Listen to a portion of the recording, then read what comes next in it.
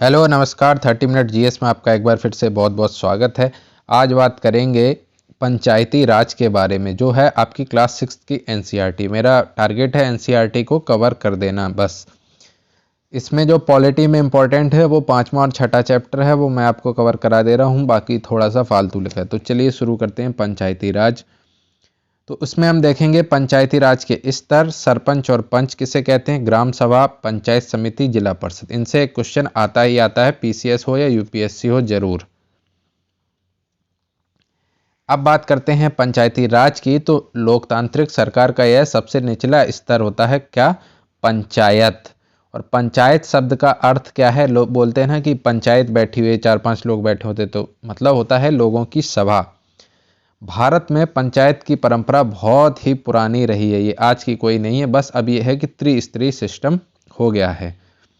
हाँ, एक बात और बता देते हैं, ये जो है एमके लैब, ये मधुकर कोटवे सर की पीपीटी है, बस उसी से मैं पढ़ा रहा हूँ, उनका बेस्ट है। तो आप उनका डायरेक्ट भी अगर पढ़ना चाहते हैं तो पढ़ सकते हैं, उसी से लिया है, सारी क्रेडिट उन्हीं की। चलिए बात करते हैं कि सभा और समिति ये क्या थे। आपने पहले भी सुना होगा इतिहास में, सभा समिति ये क्या थी, स्थानीय शासन की इकाइयां थी, जहां पर विभिन्न प्रकार के मामलों को निपटाने के लिए आपसी विचार विमर्श के संकेत मिलते हैं। सभा समिति क्या थी, ये सब आपको किस में मिलेगा, हिस्ट्री में, एंशिएंट हिस्ट्री में जब मैं पढ़ाऊंगा। तो आधुनिक भारत में सरकार ने कई कामों के अधिकार किसको दे दिए हैं, पंचायतों को दे दिए। क्यों दे दिए हैं, देखिए हर काम को करने के लिए मुख्यमंत्री या मंत्री तो नहीं हो सकते कि हर जगह वो वहां पर पहुंच जाए। दूसरी बात, मुख्यमंत्री सभी समस्याएं गांव की थोड़ी जान सकता है, या प्रधानमंत्री। तो इसके लिए ही व्यवस्था की गई थी। ये जैसे जैसे आपका अभी ये 6th की एनसीईआरटी है, आगे 11-12 तक पहुंचेंगे तो आपको सब कुछ कवर कर देंगे। तो ऐसा इसलिए किया गया ताकि सबसे निचले स्तर के लोगों को भी सरकार चलाने में भागीदारी मिल सके। अब क्वेश्चन आ जाते हैं पंचायती राज के। अब तो त्रिस्तरीय व्यवस्था है और उसमें 3 स्तर कौन से हैं। नंबर 1 नाम याद रखो, ग्राम पंचायत या ग्राम स्तर का पंचायत। नंबर 2 है पंचायत समिति या जनपद पंचायत या प्रखंड यानी कि ब्लॉक स्तर का पंचायत। अब देखो ब्लॉक स्तर का है, लेकिन आपको ऑप्शन कंफ्यूज करने के लिए दे देंगे जनपद पंचायत। तो जनपद पंचायत, सीधी सीधी बात है, ब्लॉक स्तर पर जनपद पंचायत, प्रखंड पंचायत या पंचायत समिति नाम से आएगा। ग्राम वाला तो है ही ग्राम स्तर का पंचायत या ग्राम पंचायत, ठीक है, लेकिन हाँ ग्राम पंचायत है, ये ग्राम सभा नहीं है। ग्राम सभा और पंचायत में क्या डिफरेंस है आगे आएगा। जिला स्तर पे जिला परिषद या जिला स्तर का पंचायत है, इसमें कुछ भी जनपद जनपद कुछ भी नहीं है, सीधे सीधे जिला लिखा हुआ है। तो 3 स्तर हो गए, कौन कौन से, ग्राम पंचायत, पंचायत समिति या ब्लॉक स्तर का पंचायत, और जिला परिषद या जिला स्तर का पंचायत, ठीक है। अब बात करते हैं ग्राम सभा। अभी जो मैंने कहा था कि ग्राम सभा ग्राम पंचायत में अंतर क्या है, इस पे बहुत सारे क्वेश्चन बने हैं। तो ग्राम पंचायत कहते हैं कि किसी गांव के सभी वयस्कों की बैठक हो तो उसको बोल देते हैं ग्राम सभा। और ग्राम सभा, ग्राम पंचायत का हर वह व्यक्ति, मतलब ग्राम सभा में कौन आएगा, तो किसी भी ग्राम पंचायत का हर वह व्यक्ति जिसकी आयु 18 वर्ष से अधिक हो, वह ग्राम सभा में शामिल हो सकता है, शामिल हो सकता है, बशर्ते उसे 18+ तो हो ही हो और वोटर लिस्ट में भी नाम होना चाहिए। ये इसमें शायद नहीं लिखा है, मैं आपको बता दे रहा हूं कि वोटर लिस्ट में जिसका नाम हो, 18 से आयु अधिक हो, तो संबंधित ग्राम पंचायत का व्यक्ति ग्राम सभा में शामिल हो सकता है। और अब बात करते हैं ग्राम पंचायत की। अभी तक बात कर रहे थे ग्राम सभा। तो ग्राम पंचायत का गठन किससे होगा, चुने हुए सदस्यों के द्वारा होगा। एक ग्राम पंचायत के सदस्य कई गांवों से या केवल एक गांव से चुनकर आ सकते हैं। ये इंपॉर्टेंट है, ये ऑप्शन में सही या गलत में दे देते हैं। तो एक ग्राम पंचायत के सदस्य कई गांवों से या केवल एक गांव से चुनकर आ सकते हैं। कार्यकाल आपको पता है 5 वर्ष का होता है और हर 5 साल पर चुनाव होते हैं, ठीक है। और ग्राम सभा और ग्राम पंचायत में अंतर की बात कर लेते हैं। तो ग्राम सभा एक पंचायत क्षेत्र में रहने वाले सभी वयस्कों की सभा होती है जिनका वोटर आईडी में नाम है। और हाँ, ये लिखा भी है, जिस व्यक्ति की उम्र 18 साल या इससे ऊपर हो और जिनका नाम उस गांव की मतदाता सूची में हो, वह ग्राम सभा का क्या हो गया, सदस्य। ग्राम पंचायत क्या होता है? ग्राम पंचायत होता है चुने हुए प्रतिनिधियों का समूह। ग्राम सभा हो गए सभी लोग, चुने हुए नहीं, सभी लोग जो 18+ हैं और वोटर आईडी में नाम है। और ग्राम पंचायत हो गया उनमें से चुने हुए प्रतिनिधियों का समूह जो एक या कई छोटे छोटे गांवों में से चुनकर आ सकते हैं। तो ग्राम पंचायत का सदस्य कई छोटे छोटे गांव या किसी एक बड़े गांव का हो सकता है। ग्राम पंचायत का कार्यकाल भी 5 वर्ष का होता है और हर 5 वर्ष बाद चुनाव होता है। अब बात करते हैं पंच या वार्ड सदस्यों की। तो एक ग्राम पंचायत को कई वार्डों में बांटा जाता है। हर वार्ड से एक सदस्य चुनकर आता है। ऐसे सदस्य को क्या बोलेंगे? पंच या वार्ड सदस्य। और पंच का कार्य क्या है? निर्वाचन क्षेत्र के हितों की देखभाली करना, यानी कि वहां पर जो लोगों की समस्याएं हैं उनके बारे में बताना और वहां सब कुछ ठीक चल रहा है या नहीं। अब बात करते हैं सरपंच जी। तो सरपंच क्या होता है कि सभी पंच मिलकर एक नेता को चुनते हैं। यह नेता सरपंच या पंचायत का प्रधान कहलाता है। अच्छा क्वेश्चन आप कमेंट सेक्शन में बताइएगा कि प्रधान या सरपंच बनने के लिए न्यूनतम आयु कितनी होनी चाहिए? तो ग्राम सभा की बैठक की अध्यक्षता कौन करेगा? सरपंच करता है। अब बात करते हैं ग्राम सभा का सचिव। तो आपने पंचायत सीरीज देखी होगी, उसमें सचिव जी होते हैं। तो ग्राम सभा का सचिव जो है वो क्या चुनकर आता है? नहीं, किसके द्वारा नियुक्त किया जाता है? सरकार द्वारा। और कौन सी सरकार द्वारा नियुक्त किया जाता है? केंद्र सरकार या राज्य सरकार के द्वारा? तो आप आंसर क्या होगा? राज्य सरकार के द्वारा। और सचिव का कार्य क्या होगा ये भी पूछा जा सकता है। तो ग्राम सभा की बैठक बुलाना और बैठक का रिकॉर्ड रखना। कमेंट सेक्शन में बताएंगे कि 2 ग्राम सभा की बैठकों में कितने महीने का अंतर होना चाहिए, मतलब उससे अधिक अंतर नहीं होना चाहिए, वो आपको आंसर बताना है। अब बात करते हैं ग्राम पंचायत के कार्य। तो ग्राम पंचायत का कार्य है जन सुविधाओं का निर्माण और रखरखाव, स्थानीय कर निर्धारण, मतलब लोकल स्तर के टैक्स होते हैं वसूली वो, और सरकारी योजनाओं के नीचे के स्तर पर कार्यान्वयन करना।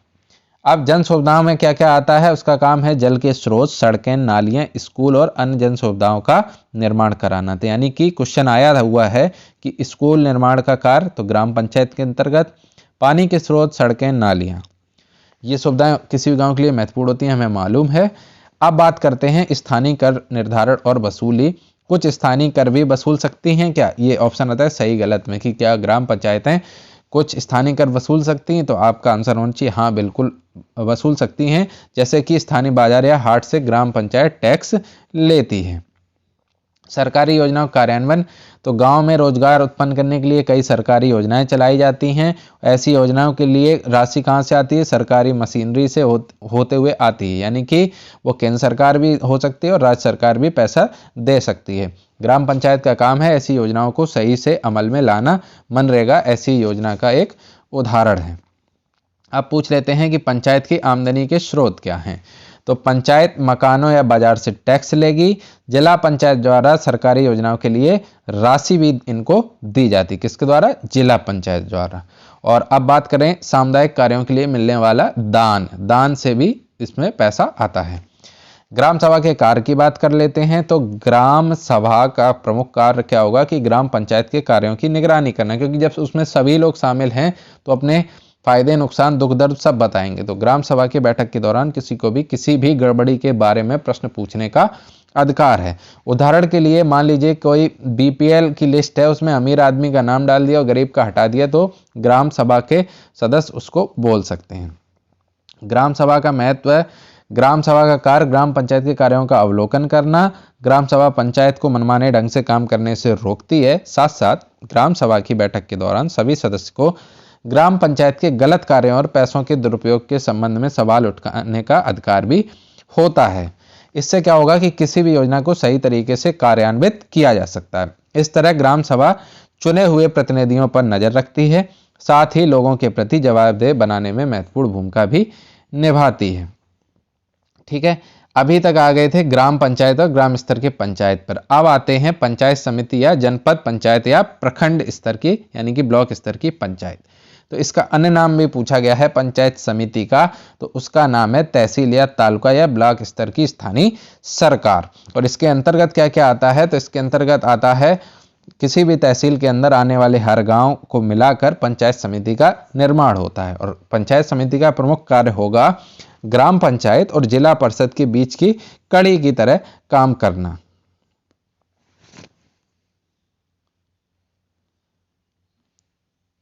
अब बात करते हैं पंचायत समिति का गठन।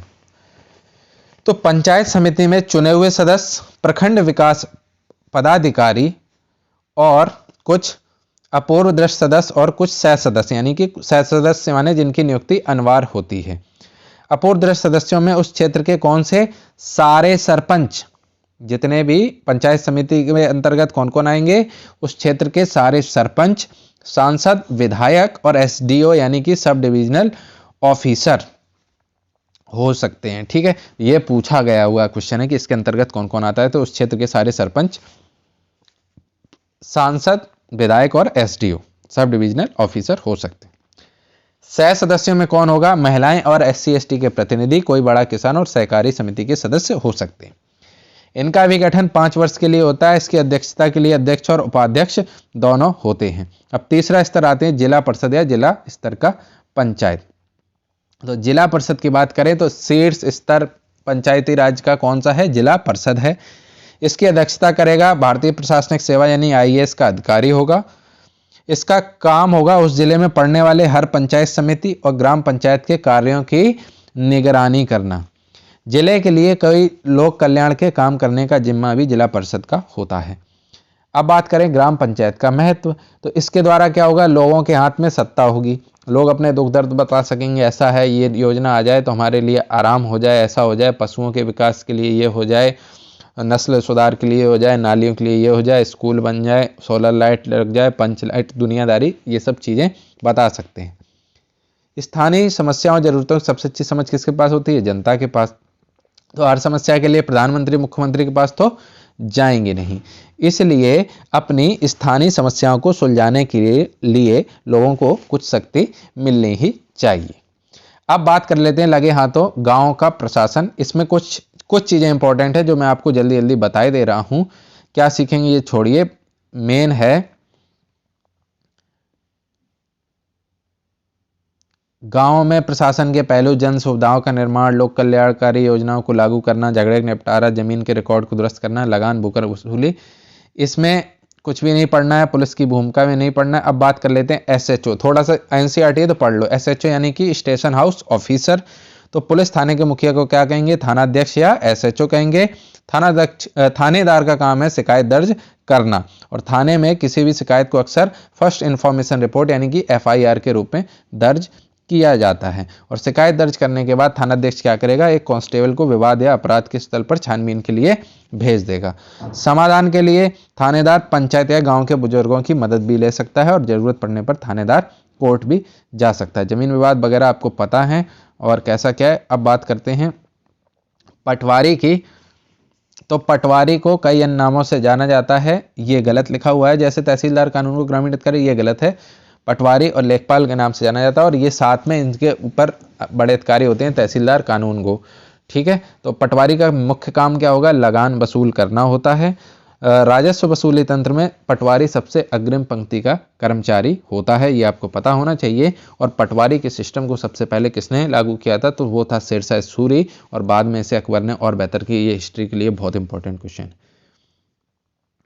अब बात करते हैं भू राजस्व या लगान के बारे में। तो भारत में शुरू से राजा महाराजाओं के जमाने से भू राजस्व यानी कि टैक्स लगता आ रहा है, राजस्व का मुख्य स्रोत होता था। आज सरकार किसी भी किसान के पास की कुल जमीन पर सालाना टैक्स लगाती है, ये भी आपको पता होना चाहिए। अब बात करते हैं कि प्राचीन समय में मनुष्य जब समुदाय बना के रहने लगा तो वो मुखिया और राजा जैसी अवधारणा का जन्म हुआ था। अपने आप में से एक नेता चुन लेते थे जिसको राजा या मुखिया कहा जाता था। जो समुदाय के बाकी लोग उस मुखिया को लगान के रूप में कुछ वस्तुएं दे देते थे। प्राचीन काल में प्राचीन भारत में उन वस्तुओं को क्या कहा जाता था, बलि कहा जाता था।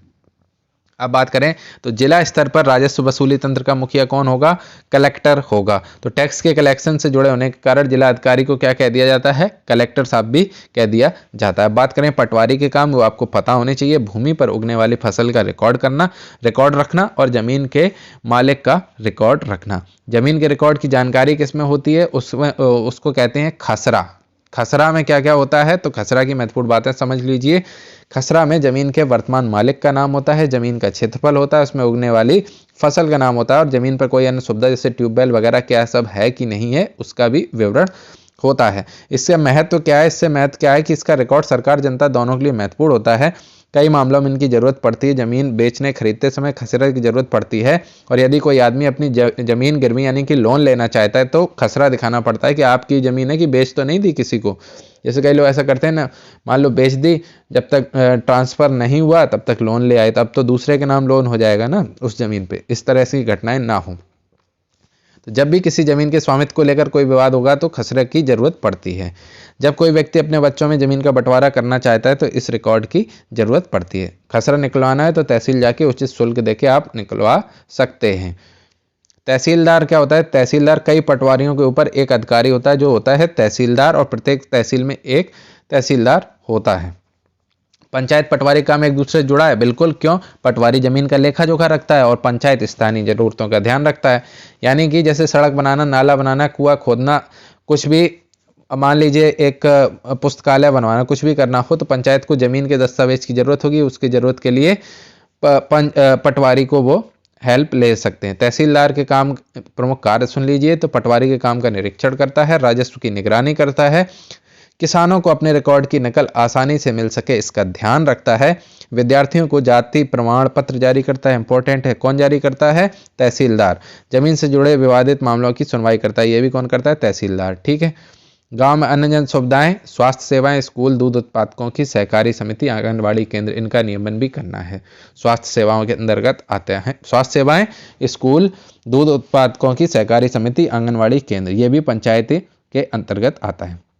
अब इसमें से एक लास्ट पॉइंट है, इसमें लास्ट पॉइंट है हिंदू अधिनियम धारा 2005। इसमें हुआ क्या कि पहले किसी व्यक्ति की जमीन को उसके बेटों में बराबर बांटा जाता था। सरकार 2005 में एक संशोधन ले आई। इसके बाद क्या हो गया? उस व्यक्ति की जमीन में उसकी बेटियों का भी हिस्सा हो गया। तो ये हो गई हिंदू अधिनियम की धारा 2005। ऐसा इसलिए किया गया महिलाओं का सशक्तिकरण हो सके।